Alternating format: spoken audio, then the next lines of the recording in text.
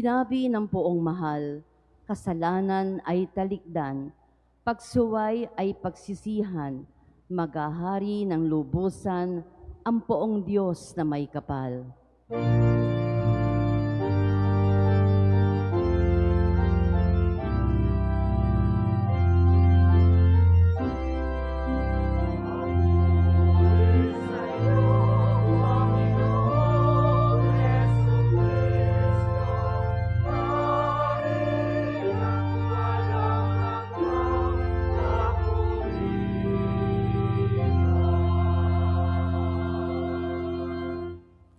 Sumainyo ang Panginoon. At sumainyo rin. Ang mabuting balita ng Panginoon ayon kay San Lucas. Papuri sa iyo, Panginoon.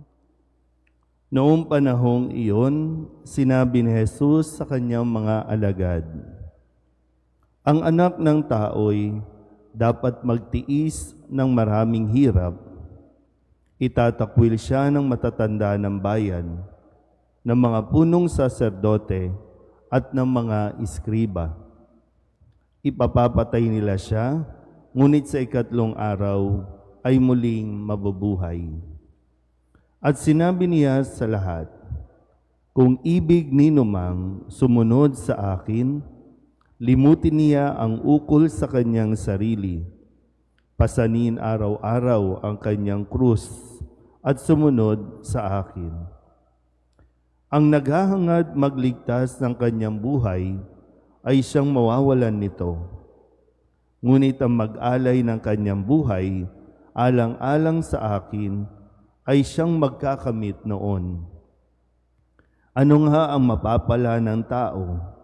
Makamtan man niya ang buong sanlibutan, kung ang katumbas naman nito'y ang kanyang buhay. Ano nga ang mapapala niya kung siya'y mapapahamak? Ang mabuting balita ng Panginoon. Pinupuri ka namin, Panginoong Hesukristo. Isang magandang umaga po sa inyong lahat. Ngayon po ay Huwebes, kasunod ng ating pagdiriwang ng Miyerkules ng Abo. Kung kahapon, nag-uumapaw tayo sa dami, ngayon ay pwede tayong magtigda-dalawang upuan. No? Pero sadyang ganyan ang nagiging pag-uugali no, ng karamihan sa ating mga Katoliko na lagi nagiging seasonal, nagiging ang kanilang pagdalo ay talagang kung kailan lang, no, maibigan, yung makiuso, no? Dahil kahapon ay yung paglalagay nga ng abo. Kaya sinisikap din natin na sana no, unti-unti din o ipagpatuloy natin ang pagtuturo, ang paggagabay, no? Lalo na sa mga bagong henerasyon na mas maunawaan pa rin nila. No? Dahil gaya ng sinabi ko kahapon, Miyerkules ng Abo, ang simula pa lang. No? Simula pa lang ng 40 araw na paghahanda natin. At katulad ng mga ipinapahayag sa atin ngayon, sa unang pagbasa sa aklat ng Deuteronomio, sabi dito, nasa inyo ngayon ang kapasyahan. Sadyang ang ating pananampalataya sa ating simbahan ay hindi ito puwersahan, hindi ito ipinipilit.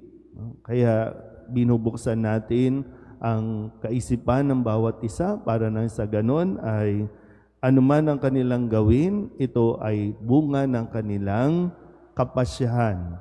Anuman ang buhay na ating pong tinatahak, desisyon natin iyan. Kung gusto mong maging malungkot, desisyon mo yan. Kung gusto mong maging masaya, desisyon mo pa rin yan. Walang ibang pwedeng sisihin, kundi tayo pa rin dahil tayo ay binigyan ng kalayaang magpasya. Kahit pa sabihin na natin na napilit lang ako o kaya sinabi natin ay wala akong choice.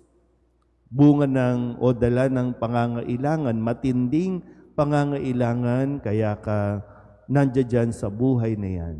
Pero ano't ano man, buhay mo yan.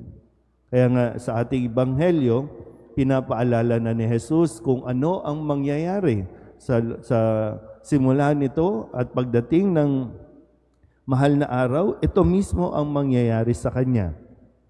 Alam niya na at sinabi niya na ang anak ng tao ay dapat magtiis. So, kumbaga, nakikita niya na ito yung magiging buhay, ito yung mararanasan niya noon, no pagdating ng pagtapos ng 40 days, pero nagdesisyon si Jesus, tuloy ang paglalakbay, tuloy ang misyon para sa kaligtasan ng sanlibutan. Hindi pinilit si Jesus. Kusa niya itong susuungin. Kusa niya itong haharapin. Mahirap, no? Pero pagtitiisan niya, ilan sa mga mararanasan niya, itatakwil siya.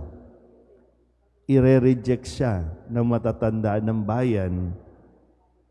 Ipapapatay siya.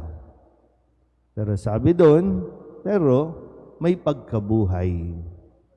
Kaya, no, yun yung mas tinitingnan niya. At yun din yung paalala sa atin, o tayong lahat ng mga nagpalagay ng abo, handa ba tayo sa responsibilidad natin? Naunawaan ba na sa loob ng 4 na araw na ito ay kailangan nating harapin ang mga pagtitiis at isipin ang kapakanan ng iba? Yung bang kaya mo na bang tigilan yung mga drama natin sa buhay na bakit lagi na lang ako? Diba? Mga ganun tayo, no? Bakit lagi na lang ako? O, ngayon, dapat matuto tayong magdesisyon na ako na lang. Magkaiba kasi yung, bakit lagi na lang ako? Medyo mabigat yon.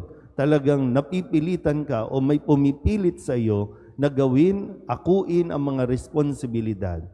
Pero pag kusa mo itong sinabi, tinanggap, masasabi mo na, ako na lang.